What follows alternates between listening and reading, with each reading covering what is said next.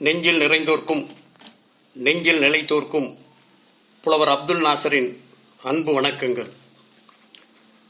உலக அன்னையர் தின நாளில் தாய்மார்கள் அனைவருக்கும் இந்த கவிதை என் அன்பின் சமர்ப்பணம். தாய், அம்மா எனும் அருமருந்தாய், உதிரத்தால் உண்டான மூன்றெழுத்து பந்தம். கருவறையில் ஊர்ந்த காலம் முதலாய் நம்முள் மௌனத்தால் பேசியவள், உதிரத்தால் உயிர் எழுதி தொப்புள் கொடி வழியே உறவு வளர்த்த உரிமைக்காரி. மழலை பருவத்திலேயே வார்த்தைகளை வசப்படுத்தி பேசும் கலை வளர்த்தவள். தாலாட்டு பாடி உணர்வுகளை கவியாக்கி கவிதைக்கு வார்த்தைகளை வார்த்தெடுத்து வரிசைப்படுத்தியவள்.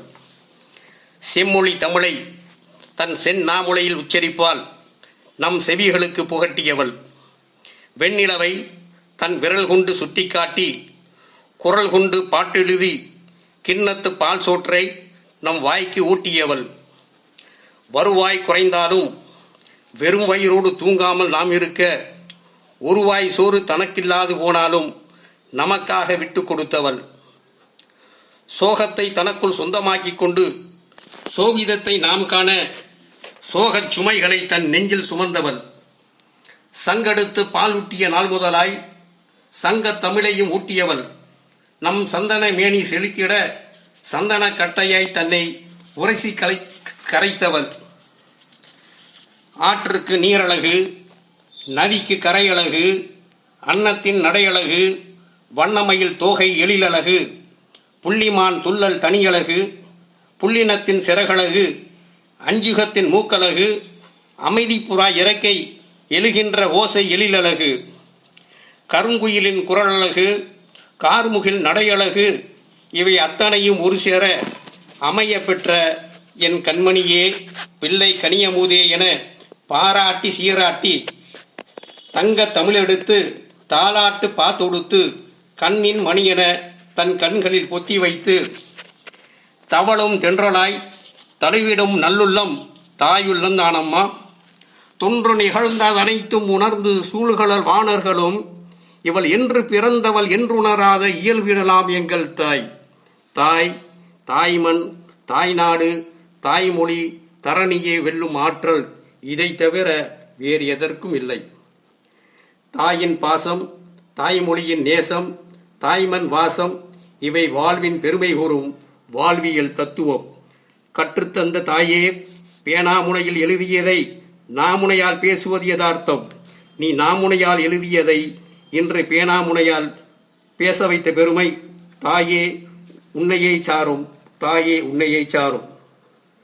தாய்மை உலகு தொடரும் வரை நாமுனையால் பேசியதையும் பேனாமுனையால் எழுதியதையும் இந்த உலகம் பார்த்து கொண்டிருக்கும், கேட்டுக்கொண்டே இருக்கும். தாயே, நீ ஒரு தியாக தீபம். உன்னை தொலைவிலிருந்து பார்த்தால் உன் கண்கள் பணிக்கும் கருணையின் ஒளி மெழுகுவர்த்தியின் சுடராய் ஒளிரும். இது உன்னில் ஒன்றி கலந்த உணர்வின் அடையாளம். உன்னை அருகில் வைத்து பார்த்தால் அழுகையின் ரேகைகளை கூட நீ ஆனந்தத்தின் வரிகளாய் மாற்றிடும் ஆற்றல் பெற்றவள் என்பது புரியும். அதனால்தான் நீ சிந்தும் ஒளிச்சுடருக்கு கீழ் ஒடிந்து கொண்டிருக்கும் உருகிடும் மெழுகாய் உன் உருவம். சொல்லாற்றல், சுவைமிக்க எழுத்தாற்றலை எனக்கு சொல்லிக் கொடுத்த முதல் ஆசிரியை நீதானம்மா. நாடு பெற்றும் தகுதி பெற எனக்கு ஏடெடுத்து தந்தவளே, நான் உன்னை எண்ணத்தில் கொண்டேன். மகிழ்வின் ரேகைகள் உன் மௌன புன்னகையில் வெளிப்படும். அன்பின் கருணையை உன் விழி இரண்டும் வெளிப்படுத்தும். உனது நாமுனையின் வெளிப்பாடு நீ சொல்லிக் கொடுத்த வேத வரிகள். உனது இதயம் நீ எனக்களித்த சிம்மாசனம். தாயின் இதயத்தை புண்படுத்திய சேய்கள் உண்டு.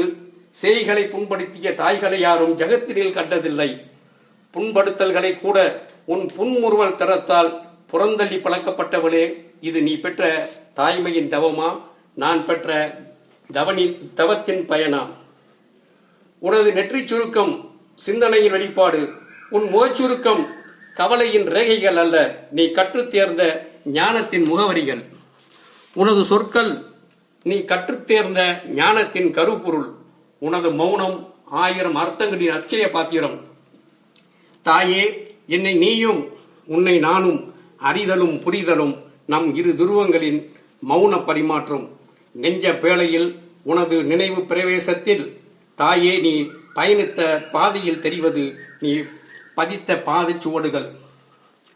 உனது காலடியின் கீழ் காண கிடைத்திடும் சுவனத்தின் பாதை, உனது காலடியின் கீழ் காண கிடைத்திடும் சுவனத்தின் பாதை, தேடி அடையாமல் தேடலில் கிடைத்திடும் சொர்க்கம், இது உன் கால்மலர் நிழலில் காண கிடைத்திடும். இது நான் பெற்ற தவம், இறைவன் தந்த வரம். இந்த அன்னையர் தின நாளில் நான் பாடும் தாய்க்கொரு தாலாட்டாய் இந்த கவிதையை சமர்ப்பணம் செய்கின்றேன் தாயே. என்றென்றும் நினைவில் வாழ்வாய், நினைவில் வாழ்வாய், நினைவில் வாழ்வாய். என்றும் அன்புடன் புலவர் அப்துல் நாசர், வைகை தென்றல், மதுரை. நன்றி, வணக்கம்.